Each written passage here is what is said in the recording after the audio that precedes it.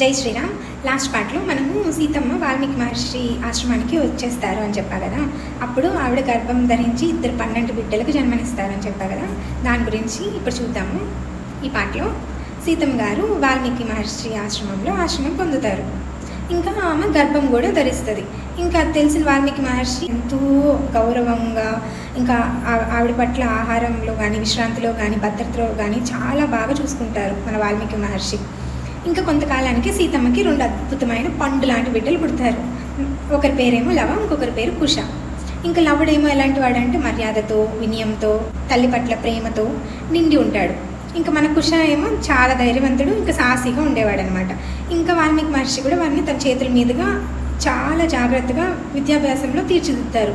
వాళ్ళకి వేదాలు, ధర్మాలు, ధనుర్విద్య ఇలా అన్నిట్లోనూ ప్రావీణ్యం పొందేలాగా చేస్తారనమాట వాల్మీకి మహర్షి.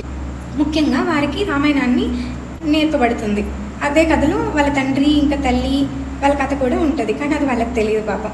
ఇంకా వాల్మీకి మహర్షి రాసిన రామాయణాన్ని పాడుతూ తిరిగే వాళ్ళనమాట. ఇంకా వాళ్ళు అలా ఎదిగిపోతారు. ఇంకా అలా ఊరికి తిరుగుతూ ఆ రామాయణాన్ని చెప్తూ, ఆ కథల్ని చెప్తూ తిరుగుతూ ఉండే వాళ్ళిద్దరు. వాళ్ళు జానపద గీతాలు కాకుండా శ్రవణాన్ని తాకే విధంగా రాముడి గొప్పతనాన్ని తెలుపుతూ అలా పాడుకుంటూ వెళ్తూ ఉండేవారనమాట.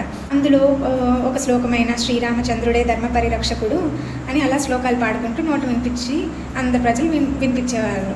కానీ వారికి తెలియదు తమ తండ్రి ఆ శ్రీరాముడు అనేసి. ఇంకా అందరు మెచ్చిన గానం అయిపోయింది ఆ రామ నా కథ. ఇంకా లవకుశులు ముందుగా తమ పాటని ఒక దగ్గర వెళ్ళి పాడుతారనమాట. వారిని చూసి అందరూ ఆశ్చర్యపోతారు. అది ఏంటి అసలు, అది ఎలా జరిగిందనేది నెక్స్ట్ పాటలో చూద్దాం. Thank you.